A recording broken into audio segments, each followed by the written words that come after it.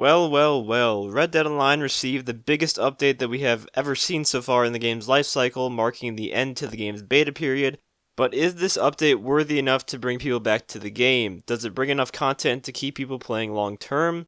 I don't think so. I've been playing the update over the past few days and I already find myself bored again and will probably put down the game until the next update. That's not to say that the update wasn't a huge step in the right direction though, so in this video I'm going to go over everything that was added in the update and give my thoughts on what is good and what is not so good that could be fixed going forward. We'll start off with the good. Poker is finally here. You can play a private match with your friends for a very small buy-in order to prevent you from exploiting this to get free money from your friends, which I'm completely fine with. You know, if I'm playing poker with my friends, I'm playing it to have a good time and laugh, not to make a profit. Or you can play a public match where the buy-ins are significantly higher at $25, and in this mode you cannot play with friends and you cannot be in party chat, so this is the mode you would want to play if you want to make a little bit of money. This is a good start. I can definitely see them adding in the other games like Dominoes and Five Finger Filet from single player into the online mode in the future, which would be a lot of fun with friends. Another really good feature is the addition of defensive and offensive playstyles. Most of the time in free mode, I don't want to engage in PvP because it's just a waste of time and ammo.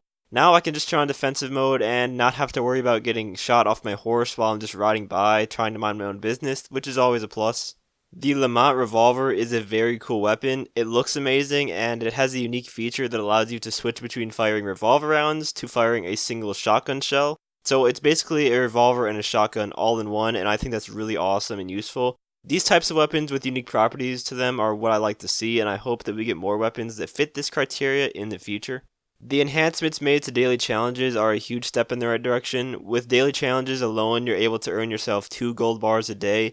You get zero point 0.2 for each of the 7 challenges that you complete, and then another 0.6 for actually completing all 7 of them. And if you go on a streak of completing daily challenges, you can then get multipliers, which will increase gold bars gained even more. The new dynamic events make the world feel more alive like the single player world. I've only seen one so far. I had to give this lady a ride home. It only paid me like $3, which isn't that much, but it makes free roam more fun and exciting. These events could maybe happen a bit more often in my opinion, but overall this is a great addition. Now on to the things that I have some issues with in this update. So they made some changes to headshot tracking in PvP to make landing headshots a bit harder. Honestly, from the few hours I spent playing the new mode, I hardly noticed any difference. PvP balance still needs a lot of work in this game. I think what they need to do is decrease the one-shot headshot range of all the weapons. Right now, if you can lock onto an enemy, you're able to instant kill them in the head. Unless of course they have the crutch perk on that lets them tank a headshot, but that's a whole problem in itself. The guns, I feel, need to have headshot damage drop-off like they do in GTA Online.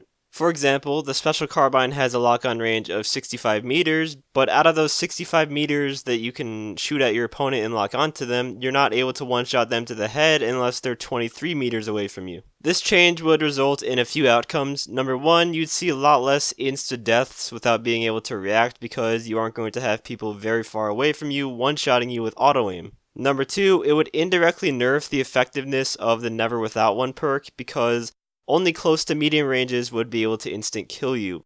The perk, along with the other perks that give you headshot damage protection, would seem less powerful and would hopefully give some more diversity to the perk system, because right now there are a lot of perk cards that are just flat out useless, and then there are a few that are miles better than everything else. And number three, this would make sniping a whole lot more viable at longer ranges. I'm glad the rolling block rifle was buffed in a previous update so it can one-shot players.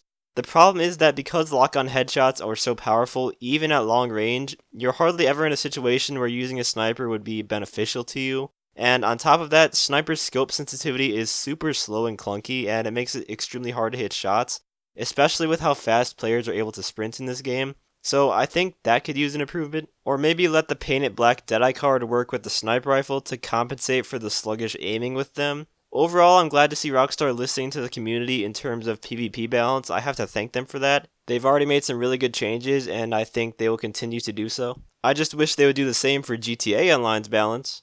The new Showdown mode, Overrun, isn't really anything special. It does keep the game mobile and fast-paced, which I like. Most engagements happen up close in this mode, so it would be worthwhile to use a shotgun. But yeah, Showdown modes are kind of like adversary modes in GTA Online for me. They're just kind of average a lot of the time. Although I will say I do like this mode more than some of the other modes they've added in the past updates. Stepping away from PvP, let's talk about the new missions. I've only played the Outlaw Strand missions because I'm maxed out on low honor and I don't want to have to pay gold bars to switch to good honor. That gives me no benefits. But I really did enjoy the bank robbery mission. These are the kind of missions I want to see more of, lots of action and less tapping A while riding on my horse to get to some objective far away. The reason I'm putting the missions in the negative column though is that the payouts are just bad.